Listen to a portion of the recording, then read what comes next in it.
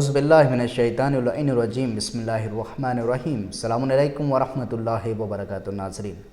ناظرین آج ہمارے ساتھ ہمارے مہمان عالی جناب مولانا قبلہ کعبہ فاضل عباس خان لہرپوری صاحب موجود ہیں، جو کہ نماز کے متعلق سجدہ سہو کب واجب ہوتا ہے، اس کی کیفیت کیا ہے، وہ انشاءاللہ ہم آپ تمام مومنین کی خدمت میں پیش کریں گے۔ السلام علیکم ورحمۃ اللہ وبرکاتہ۔ وعلیکم السلام ورحمۃ اللہ وبرکاتہ۔ قبلہ ناظرین کا سوال یہ ہے کہ سجدہ سہو کتنی جگہ کے اوپر واجب ہے اور اس کی کیفیت کیا ہے، یہ ناظرین جاننا چاہتے ہیں۔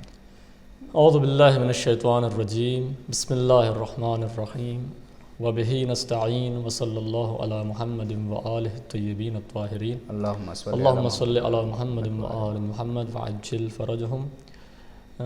جو ضروریات سوال میں سے سوال کیے جاتے ہیں ان میں سے یہ بھی ایک بہت ضروری سوال ہے جی کہ اکثر لوگ کہا کرتے ہیں کہ سجدے سہو آخر کیا ہوتا ہے، جی جن کا مطلب جنہوں نے دینی تعلیم نہیں حاصل کی ہوتی ہے وہ اکثر اس بارے میں سوال کرتے ہیں۔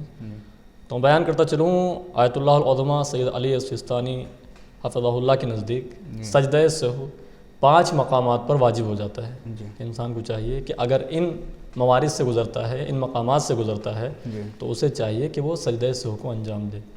جن میں سے پہلی جو صورت ہے، پہلی جو قسم ہے وہ ہے یجب سجود السہو للکلام ساہیا، یعنی کہ سجدہ سہو واجب ہو جاتا ہے کہ اگر انسان نماز میں کلام کر لے۔ ساہین سے مراد یہ ہے کہ آمدن نہیں، جان بوجھ کے نہیں، یعنی اس نے بھولے سے نماز کی حالت میں کلام کر لیا، یعنی بھولے سے اگر کیا ہے تو اگر نماز کی حالت میں اس نے کلام کر لیا ہے تو ایسی صورت میں اس کے اوپر واجب ہو جائے گا کہ وہ سجدہ سہو کو انجام دے۔ اور اگر مثال کے طور پہ اگر ایک شخص نماز پڑھ رہا تھا، وہ بھول گیا کہ نماز پڑھ رہا ہے، اس نے جان بوجھ کے کلام کر دیا، تو جان بوجھ کے نماز میں اگر کلام کر رہا ہے تو یہ مبطلات صلاۃ میں سے، یعنی کہ نماز کو باطل کرنے والے ارکان میں سے ہے، اس کی نماز باطل ہو جائے گی۔ لیکن اگر سہون کلام کر رہا ہے تو اس کے اوپر سجدہ سہو واجب ہوتا ہے، نماز باطل نہیں ہوتی، یعنی اگر بھولے سے اگر کلام کر رہا ہے۔ دوسری صورت ہے وَلِلسَّلَامِ فِي غَيْرِ مَحَلِّهِ، یعنی کہ سلام کا نماز میں ایک مقام رکھا گیا ہے کہ انسان سلام پڑھتا ہے نماز کی حالت میں، سب سے آخر میں سلام ہے۔ مثلا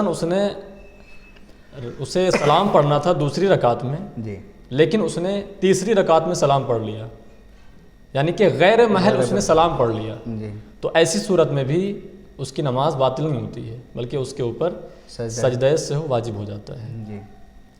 علی الاحوط وجوباً کا استعمال کیا ہے سید نے، یعنی کہ ان کے پاس مستحکم دلیل نہیں ہے، کسی دوسرے مراجع کی طرف انسان رجوع کر سکتا ہے عالم فالعالم دیکھ کر۔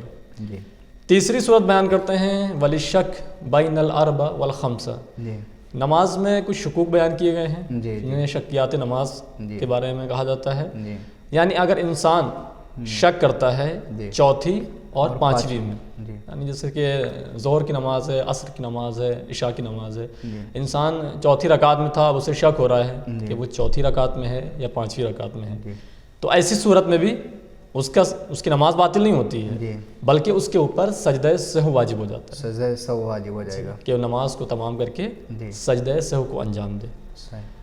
اور اس کے بعد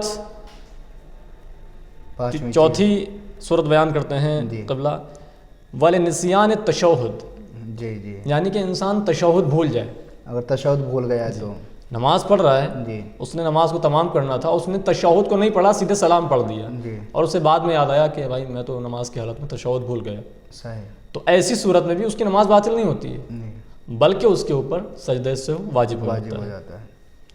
پانچویں اور آخری صورت آقا بیان کرتے ہیں وَكَذَا يَجِبُ فِي مَا إِذَا عَلِمَ إِجْمَالًا بَعْدَ الصَّلَاةِ أَنَّهُ زَادَ فِيهَا أَوْ نَقَصَ، یعنی کہ اسے نماز کے بعد یہ خیال آیا کہ اس نے کچھ نماز میں زیادتی کر دی ہے یا اس نے نماز میں کچھ کمی کر دی ہے، تو ایسی صورت میں بھی اگر اسے نماز کے بعد خیال آ رہا ہے تو اس کی نماز باطل نہیں ہے۔ بہت سارے افراد ایسے ہوتے ہیں کہ انہیں اگر یہ شک ہوتا ہے کہ کچھ کمی ہو گئی ہے ذاتی، سوچتے نماز باطل ہو گئی ہے، دوبارہ سے نماز انجام دیتے ہیں، تو ان کے لیے یہ بیان کرنا بہت ضروری ہے کہ نماز باطل نہیں ہوئی ہے، بلکہ آپ کے اوپر واجب ہے کہ آپ سجدہ سہو کو انجام دیں۔